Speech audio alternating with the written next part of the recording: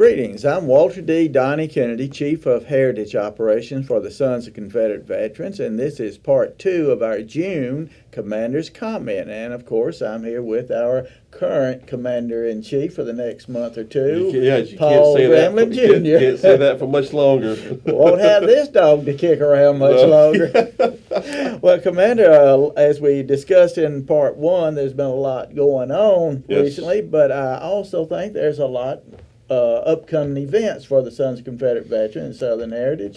Can you give us a little bit of an update on that? Well, a lot of people, not everyone is open right now, as far as events, but there are a lot of things that's starting to happen.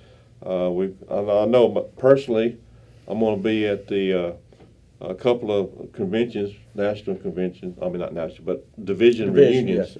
Yes. Yeah, Alabama and Missouri is having their reunion in the month of June.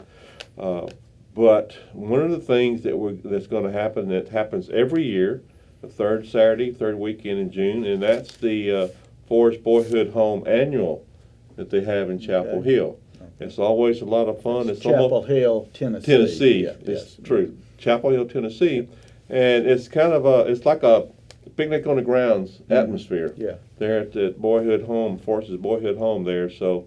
It's always a lot of fun. There's music going on. There's some vendors and settlers, and we have a silent auction and a lot of stuff. And they have a few reenactors there to do a little skirmishing and a couple of speeches. Not very long, but like I said, the music playing throughout the day. So it's just a lot of fun just to be up there and just kind of relax and take it easy and spend time with like-minded folks. Well, tell me, who owns that Boyhood Home? The Sons of Confederate Veterans National Organization owns the Boyhood Home. Okay, so it's but it's maintained by the Tennessee Division. Okay, good. The Tennessee Division is more or less watchdog for. How far is that from the national headquarters? It's probably, roughly speaking, 20, 25 miles. Okay, so it's not too far. Okay, well, good. That's great. Anything else that you know of coming up shortly? Well, as far on the national level, we have our national reunion convention. Now, some people like to say reunion, some like to say convention. I could take either one. They all mean the same to me. But our national reunion in St. Augustine, Florida, it'll be the 125th. And it is going to happen. I've had several people call, not only me, but would call headquarters and ask them if the national reunion is still a go.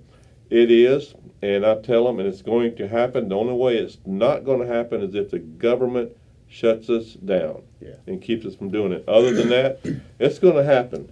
But too much, the Kirby Smith camp in Jacksonville, they put a lot of effort into this. Even when we were kind of shut in through the coronavirus situation, they were still hard at it, working on the convention to make sure everything is done.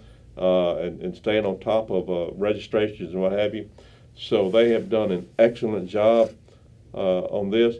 And I want to let people know that if they've never been to a national reunion, they need to go. Absolutely. I went to my first one in 1996. It was Centennial.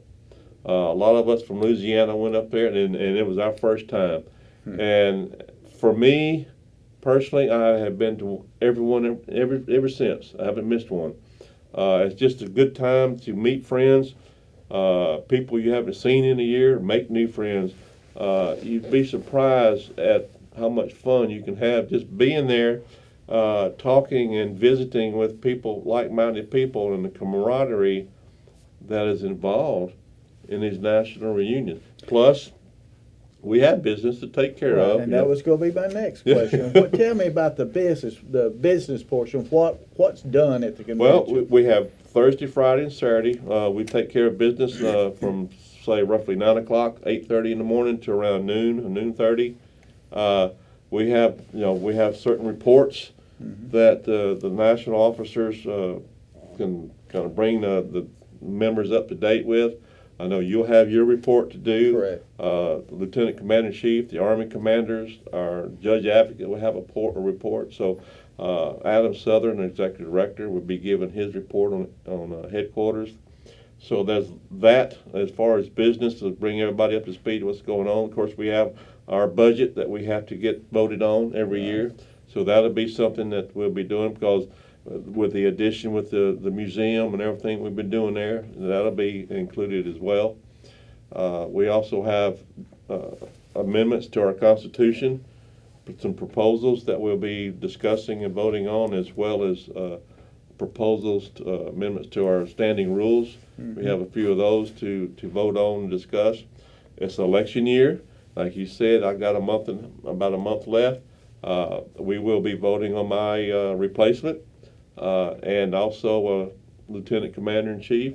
That'll be taking place. Not only that, but we'll be voting for the Army. So each Army will have their election also. They will have their meetings for commander and councilman. Yes, they have their meetings on Saturday morning at the beginning, say an hour and a half, and they will elect a new Army commander and Army councilman for each Army, Army Trans-Mississippi, Army of Tennessee, and Army Northern Virginia. So that'll take place on Saturday morning. We'll be voting on future sites for our national reunion. We have 2 of them. Hopefully, we'll be voting on this year. So there's a lot of business to take care of. But like I said, that takes place in the mornings.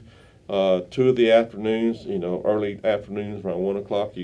Thursday you have your luncheon, your heritage luncheon, and then on Friday you have your awards luncheon. So those will take place as well. And of course, it's all ends Saturday night with the ball, the Saturday night banquet and ball.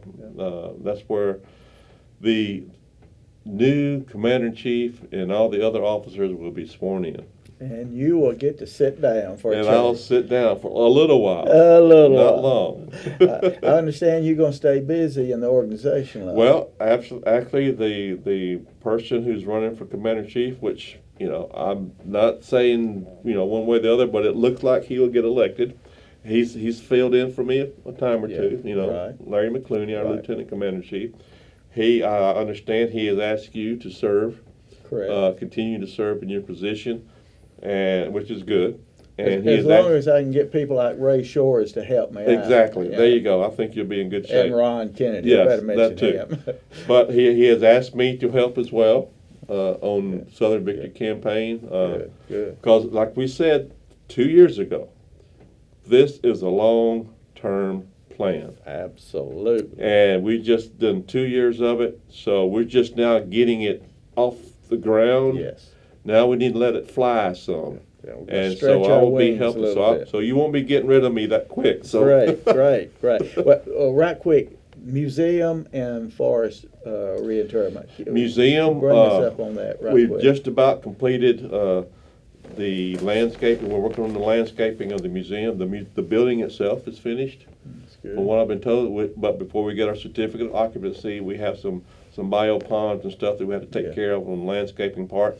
Once that's done, we can get our certificate, and we can start moving the staff in there, and they can start taking care of business in there. The forest interment, I said at our last month commander's comments, I was hoping to have a date this time. I still do not, and there's a reason. Are you dragging your feet on this? Is I the am SCV just not doing its job? What's the problem here? One word. Yeah. Courts. Never mind. But no, we're waiting on the courts, how things progress through the court system. We all know how that goes when you're dealing with the court system. I'm not bad mouthing them. It is what it is, and hopefully we will get this done in a timely fashion. I'm still looking and hoping to have the reinterment sometime early fall. Good. Early fall is still kind of a target date. So that's what I'm hoping for. Hopefully, maybe next month, or by the time we go to convention in Florida, St. Augustine, Florida, I will have a date. I hope to at least have one time we go to convention, so we can really start pushing it and let people know. But like I said last month, keep your ears open, because once we find out that date and confirm it, we're putting it out there, and we're going to blast it all over the place. Right. And our hands are tied with the court. And Yes. in their defense, they did have a lot of backlog with the Right. virus and everything being closed down. So, But it is going through the progress. It has Good, started. good. So that's one good thing. Good. So we'll just have to see how that develops. all right, Commander, I just want to close this segment of our commander's comment with just a few words to our camp commanders and members about the tools that we have available to take back the narrative. The Confederate Legion has been very busy in putting together implements, tools that you can use, or you may call them, instead of tools, weapons that we can use in this warfare against our neo-Marxist enemies. Simple things that you can do that will have a long-term effect. We have we developed Radio Free Dixie ads that you can buy, local radio ads.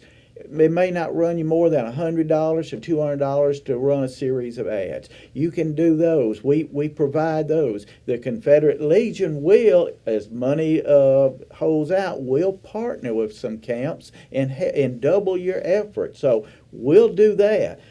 We have copies of, let me see, I've got here, Southern Defenders. These are beautiful little handouts that you can give out or insert in newspapers all across your community, and it tells a very positive pro-South message. And people who have never heard of the Sons of Confederate Veterans and who do not understand why they should be proud of their Southern heritage will be educated. We have provide letters that your camp can download and send to different people within your community, your civic and political leaders, telling them who we are and why we believe what we believe and why they should stand with us. All these tools we use to promote Southern heritage and help take back the narrative. Now, here's the thing I want everyone to understand, especially when we deal with radio ads, but this is with anything, handing out Southern Defenders, writing letters to political leaders and civic leaders. It's like medicine. When you go to the doctor and he prescribes a bottle of pills for you, you don't go home and take one pill and throw the rest away saying, okay, I've taken my medicine, I'm going to get well. This country is sick. We have the medicine that can make them well. But folks, you got to take it, every pill, every day, over and over and over again. Running 2 or 3 ads on a radio is not going to change the narrative in your community. It will begin the process, just like taking that first little pill of medicine began the process of your healing. We've got to do this. The commander said from the beginning, this is a long-term effort. It's not a short-term effort. I wish to God there was one little pill or one little thing that we could do that would be a magic bullet, but there's not out there. We've got to stick with it. We've got to be tougher than our enemy. You got to get that bottle refilled. Absolutely. And so I want to close on that note. We're helping to provide the camps with tools, but camps must become activist camps. You cannot just meet, eat, and retreat. You cannot be a Southern Heritage Civil War Roundtable. I love the Civil War Roundtable. I like to talk about the war, battles, and leaders. But that's not going to save our heritage. We've got to get busy with these tools and become activist SCV camps and save our heritage, our history, and above all, our American liberty. You see how they've trampled upon the First Amendment. They've killed the 10th Amendment and the 9th Amendment, and you see they're trampling upon the First Amendment. The Second Amendment will go also. All of them. Yeah. We've got to become activists. We can win this battle, my fellow Southerners. We can do it, but we've got to get busy. So with that, I want to close out this second part of our June Commander's Comment. Thank you, Commander Gremlin, for allowing me to pontificate a little bit. Quite all right, Donnie. You can pontificate anytime you want. And we will see y'all next time for our last Commander's Comment with Commander Paul Gremlin, Jr.